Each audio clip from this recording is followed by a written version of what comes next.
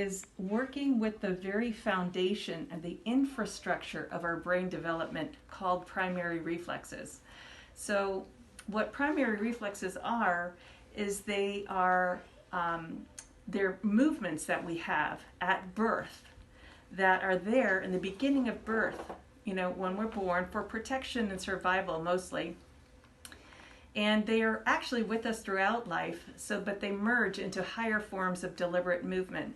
So when we're tiny babies, if something touches your cheek, you turn your head, you start rooting, right? If something goes into your hand right here, you just grab onto it.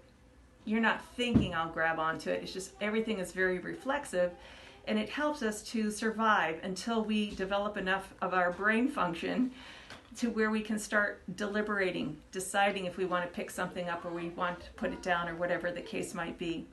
And so even in times of stress, though, later in life, if we have an emotional trauma or a physical trauma or a brain trauma, like some kind of concussion or something like that, serious brain injury, the primary reflexes will pop back on again for survival and protection, because that's our first line of defense. And then as we kind of heal and we get better, the reflexes usually become integrated again. But sometimes they can get stuck, even in adulthood, that all of a sudden you have a person who's sensitive to loud sounds, and they weren't sensitive to loud sounds, but now they are. And so the good news is that we can tuck these reflexes back in, because they don't really, as I said, they don't go away, but they come under the control of the top part of the brain, which is the cortex. That's our thinking brain. And for some reason, it's like a computer that gets offline. These reflexes get stuck and they don't, as I mentioned before, they don't complete their maturation. They should be completed by about 2 years of age, but much earlier than that, usually by 6 months of age. And a lot of times people will ask me, why do you think there are so many kids that have these reflexes? And so many types of labels, if you will: ADHD, autism, autism spectrum disorders, children that have behavioral disorders, children that have sleeping disorders, feeding disorders. If you take a good look at these children, very often at the very base of what's going on are these primary reflexes. And so once we address the primary reflexes and we get the circuitry connected better in the brain, then the brain can light up. Now you can learn how to speak. Now you can learn how to read. Now you can calm down because you're grounded. You're more in your body. Your head is attached to your body now, and it's not just floating around randomly. So that's why a lot of these children will calm down. They'll be more at ease. They sleep better. They eat better. Many of them grow more when they go through this intervention. It happens, as these lovely ladies have mentioned, very quickly. And one thing I was talking with Ari about on the way over here this evening is that they're happier. And I think, what's the point of life if you're not happy? So the happiness factor, I don't really care that these kids become rocket scientists. I mean, it'd be wonderful if they did. Good for them. But I want them to be happy, and I want them to be comfortable in their own bodies. And sometimes when the reflexes are not working well, for whatever reason, these children are very agitated. They are very tantrumy. Parents don't understand. They feel inadequate as parents.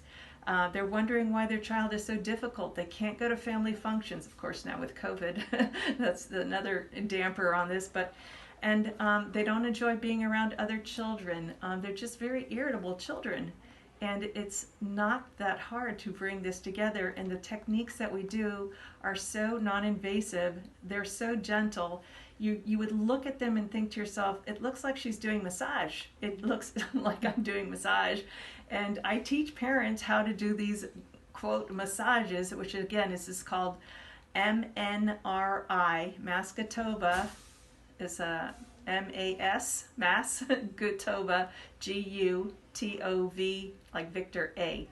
It's called the Mascotova method. Dr. Svetlana Mascotova is the founder and creator of this. She is a Russian psychologist, actually, who came to the United States and has set up a center in the United States in Florida. And I heard her speak in 2004 because I was working with children with auditory processing difficulties. My background is as an audiologist, and I noticed that many of the children that had auditory processing problems had a lot of deficits at a very low level in the brain called the brain stem. That's kind of right above the spinal cord, if you will. So that brain stem is where all the sensory information gets gets routed to, and then it gets sorted out and it goes to different parts of the higher brain where we actually analyze the sensory information that we pick up. And if it doesn't get to the top of the brain, then the top of the brain's not going to light up. It's sort of like a light bulb. You know, the cortex is like a light bulb. And if you can't get electricity to your light bulb, you could change the light bulb all day long if you want to, but it's not going to light up if it's not getting electricity. So what I do with these reflexes, and it's not just me, it's the method that I have learned through Dr. Maskatova, is how to get those reflexes back online, how to integrate them so that now the bottom of the brainstem information can now connect to the top, and now the top of the brain lights up, and it's really not that difficult. And physicians know that these reflexes exist. They look at them all the time when babies are